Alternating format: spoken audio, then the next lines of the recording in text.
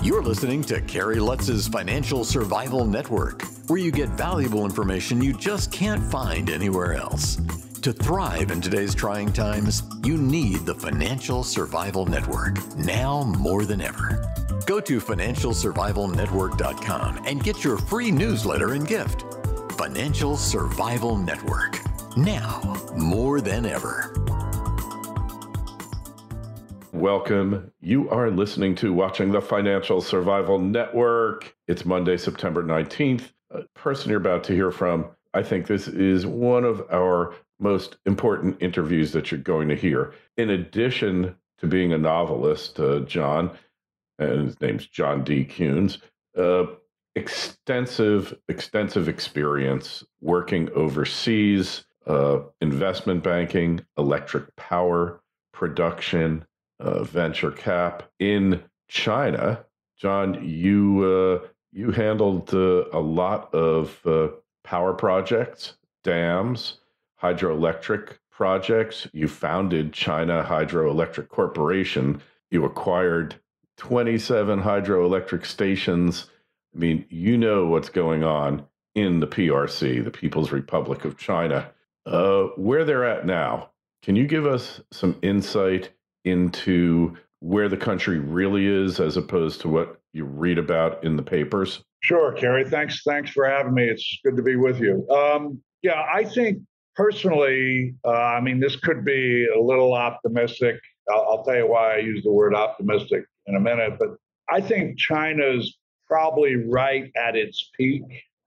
I think there's a couple of reasons for that, but I mean, as a commercial enterprise, as potentially I'm not saying it's peak in terms of a threat to the United States, but it's peak of kind of long distance escalation from their really early beginnings. That's because of really three things. Number one, the demographic trends in China are going to catch up with them. Some demographers say their population has already started to diminish, which is significant for China because they depend on that huge population for a lot of things. Second of all, I think Xi Jinping's COVID, no COVID policy has really slowed the country down, and together with the demographic trends, I think it could be too much of a hump to overcome. I think the last thing is most economists estimate that the fraud that's pervasive in the corrupt China system takes about 20% of the cash out of the system annually.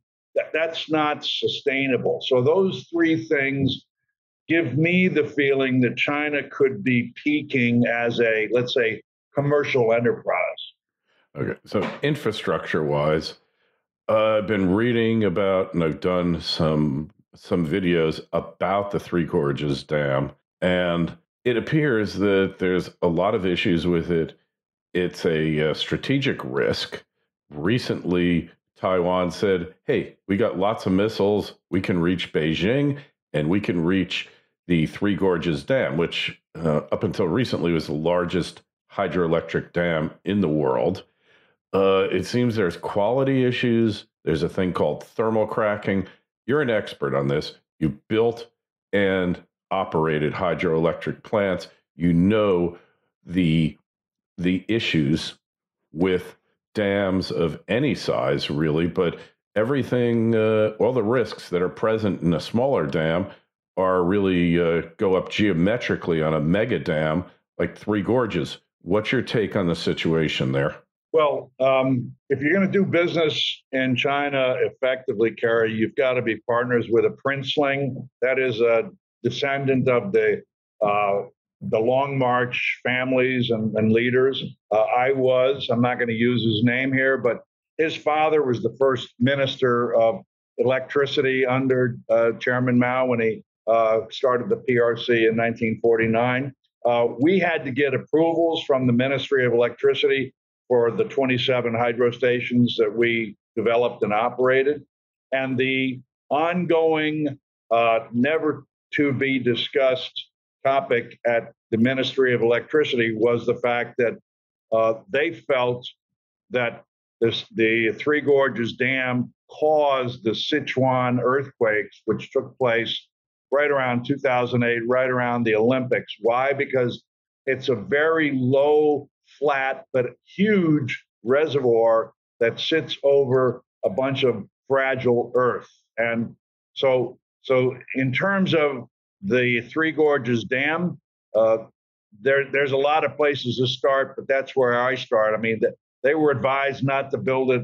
Well, of course, we're going to go ahead and do it anyway, just like they're going to make a grab for Taiwan sooner or later. But I think the Three Gorges plant, yeah, I mean, you blow that thing up and you got a lot of people downstream, literally tens of millions.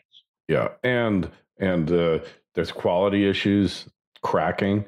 There's quality issues, Kerry, all over China. Any infrastructure you thought, look, I mean, here's what happens when you build a hydroelectric project. You're supposed to have quality control supervisors taking your batch tests like daily. Okay, those guys get paid off. We had to get rid of the fraudsters and bring our own QC in, because otherwise we were going to have the same problems. There's quality problems all over China. And there you got these so-called tofu dreck buildings. They kind of look like styrofoam exteriors, right. And they're just falling apart before anybody even moves in there. And then it seems to be a Chinese, maintenance is tough, maintaining physical plants tough in the U.S., but we've managed to do it for a long time in the Western world. But in China, they seem to have no interest in doing rudimentary basic maintenance that winds up causing all sorts of problems and failures, et cetera. That's really not part of their equation. I mean, their equation is get it built, get it up, show the world how nice and shiny it looks, and don't care about what you just said that has to be installed in the infrastructure if it's going to last a long time. It's not part of their dictionary. I remember when I was there first time 25 years ago, they were in the midst of their highway building boom, and basically they pretty much knocked off the U.S. interstate highway system right down to the colors of the signs, because they said, well, this system is the best in the world. But they were the concrete was wavy, and when I went back 20 years later, definitely was improvements in their highway building for sure.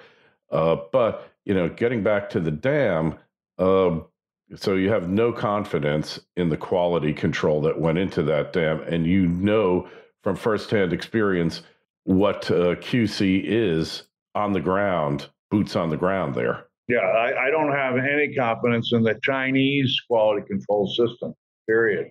Right. So it's corrupt. So we got two earthquake faults that the dam is built on.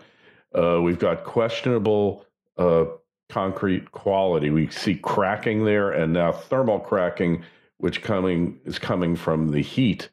And then we've got a drought, which actually seems to me, now correct me if I'm wrong, is actually bad for a dam. When the level gets too low, it can actually have a worse effect on the dam than if you have it filled up to the top. Is that correct? I'm no expert on that stuff, Kerry. Mm-hmm. Okay. But there's definitely issues. And of course, they don't want any of it to get out, do they? No. I mean, that's again part of the dictionary. No word gets out. Yeah. No loss of face. It's all about saving face, right? That's the Asian way, right? Yeah. So you're in the Solomon Islands now. Do I have that right? Yes, I'm on Bougainville, which is an archipelago within the Solomons archipelago. We are the largest island in the Solomons, but we're not part of the political entity, the Solomon Islands. We're part of Papua New Guinea until 3 years from now when we become independent. I see. So what's going on in the Solomon Islands, though? They recently turned back a U.S. Coast Guard ship from docking there? Yes, they turned back actually two Coast Guard vessels and a British vessel. I think it's HMS Spey, Spey. And you're going to see that continue because the prime minister there has been bought off. Not the entire government, but the prime minister for sure. That's been going on for years, and since he was elected a couple of years ago, and basically the Solomon Islands until that guy is cleaned out of office is over as a member of, let's say, the democratic world. All right, and pretty much the U.S. has said that's a red line. If China starts building a military base there, that's it. Don't just survive, thrive. The Financial Survival Network. Torque Resources is an exploration company establishing a portfolio of premier copper-gold early-stage projects in Chile. Torque's management and technical teams have a strong track record of raising capital, discovery, and monetization of exploration successes. The company's Margarita copper-gold project is located within the prolific coastal Cordillera Belt in Chile, which hosts some of the world's largest and most profitable copper mines. The Margarita project possesses excellent discovery potential for a major copper discovery due to the strength of the alteration system, large-scale magnetic targets, and the presence of copper oxide mineralization. Drilling is anticipated to begin in Q3 of this year. Torque trades in Canada under TORQ and on the OTC under TRBMF. To learn more, go to torqueresources.com. That's torqueresources.com. This is the Financial Survival Network, the information you need to thrive now more than ever. Well, do you believe that, Kerry? Look, Yeah. let me answer you this way. If you were to ask me what went wrong there, it's because not just the United States, but more importantly, Australia, which is anytime I talk to my friends in the United States about helping Bougainville, which hopefully we can get to, Sure. they say, well, look, it's Australia's backyard, so we really have to defer to them.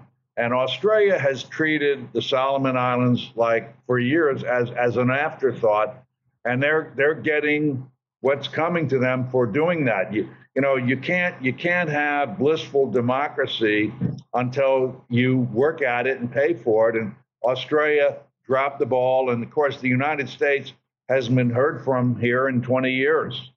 Yeah, unbelievable. Well, so Bougainville, tell us about the efforts there to save where you are. Well, the thing is that we have a much more tantalizing prize, Kerry, in Bougainville than the Solomon Islands have, which the Solomon Islands are essentially an agricultural economy with no real resources, and they're broke. We have the Panguna mine. When it operated from 1972 to 1989, it was owned and operated by Rio Tinto. It was the largest copper and gold mine in the world. If it was rejuvenated today, it shut down due to a civil war called a crisis that was started by the mine in 1989. If it was rejuvenated today, it would be one of the top 10, again, copper and gold resources in the world. The ore in the mine is estimated by geologists to be worth approximately $100 billion, not million, $1 billion today. And the rest of the island is also highly prospective. There's probably 2 or 3 other Panguna mines on the island. So that's what the Chinese want. The Chinese have tried to buy it. They've tried to get licenses to explore here. Nothing has worked, thankfully, because of one man in particular, Ishmael Tororama, who's the current president. But obviously, the Solomons is right across the waterway that the old armed forces guys called the slot, and we're paying close attention to what's happening there. Interesting. Yeah. Well, we all know the history of mining there, very rich, and due to local politics, these foreign assets are often very difficult to start the project in the first place. But once they've been stopped, then it becomes a real nightmare because it's a lot harder to restart a project than it is to just start from scratch a lot of times when they've been, I'm sure it's been neglected and not much care and maintenance done on it. Well, let's put it this way. You are correct that the Panguna mine has a huge amount of emotional baggage attached to it. It caused the crisis, which raged from 1989 to 2001, when Ishmael Tororama signed the Bougainville Peace Agreement. 20,000 people died here, 10% of the population, as a result of the crisis. However, Kerry, it's the key to Bougainville realizing a long dream that they've had since they became close as a people, and that is to be independent. There was an independence referendum conducted by the UN in December of 2019. 98% of the registered Bougainvilleans, about 90% of the adult population, voted for independence. So they're going to be independent, and the key to that is restarting the mine. So yes, it's an issue, you're correct, but it's made Bougainvilleans feel like a nation, and that's going to continue until they're independent. And they can afford to be with that mine and their fishery resource. Oh, that's good news. Well, we'll keep our fingers crossed. John, tell us about your latest book. They Call Me Ishmael. This is your fourth book. Tell us a little bit about it. I guess it's somewhat of a historic fictionalization of the history in Papua New Guinea. Yeah, it's all of my novels feature a guy named Jack Davis, and I write my novels from personal experience, and this is no different. The book is about Ishmael, the aforementioned current president of the autonomous region of Bougainville, which is an autonomous region of Papua New Guinea. He was, before that, the leader of the guerrilla militia that held off the PNG Defense Force in a civil war. He then initiated the Bougainville Peace Agreement and ran for president in 2020 and was elected. He will be the first leader of Bougainville as an independent nation and the newest nation on earth. It's also essentially the story of Bougainville, which the people here deserve to read and hear. There hasn't been a lot of literature on Bougainville because of the crisis. Okay. Oh, it sounds fascinating. I mean, I was watching an episode of Gold Rush, and one of the guys there, this guy, Parker Schnabel, who's like a young mine boss, who's done, I don't know where he's made more money, whether he's made money mining gold or just being a TV star. But in any event, he goes and he visits a mine, a gold mine in Papua New Guinea. And the poor people who are risking life and limb to jump the fence, grab gold, any amount, and then get back over without getting shot. It was quite disturbing, I have to say. And, you know, the mining industry's got more of an obligation here, especially the history of Papua New Guinea. They've got an obligation to help set things right for these people, for this country, emerging country. Yeah, Kerry, I agree. Look, I have friends who have been security patrols in those Papua New Guinea mines, and what you describe happens there all the time. But please be careful not to too closely affiliate Bougainville with the rest of Papua New Guinea. They're all Melanesians, but Bougainville is very different. You would never see Bougainvilleans do what you just described, jumping the fence and so forth. They're really a very different people, and you know, they will be a big part of the redevelopment and ownership and management of this mine. It will be, thanks to Ishmael, a Bougainville deal, and hopefully it'll be an outlier in the mining world. It can afford to be. I hope it becomes an example, because what I saw there was really disturbing, and I'm happy to hear that it's not happening in Bougainville, because it just, I don't think the mining company entities set out to do evil, but they're in an untenable situation due to the political issues taking place on those other islands. So hopefully Bougainville can lead by example. In the book, They Call Me Ishmael, it's available on Amazon, Barnes & Noble, and wherever fine books used to be sold. And the website is John D. Kuhns, Kuhns. Take a look at his site. And if you've got a question for John, shoot me an email, kl@kerrylutz.com. I think the insider perspective of Chinese infrastructure that you've provided us, John, really, really helpful, because it's hard to get that info because you look at Three Gorges videos on YouTube, and it's just disinformation. Nothing believable, and there's no hard facts. You're somebody who was on the ground, so we really appreciate your furnishing us that info, your generosity with it, and your honesty. And we'll definitely talk to you again. Like I said, if you got a question for John, kl@kerrylutz.com. And make sure you go to the website, financialsurvivalnetwork.com. Sign up for the free newsletter. John, we'll talk to you again. Thank you so much. Thanks, Kerry. Thanks. Anytime. Take care. Thanks for listening to Kerry Lutz's Financial Survival Network, your solution to today's trying times. For the latest, go to financialsurvivalnetwork.com. Financial Survival Network, now more than ever.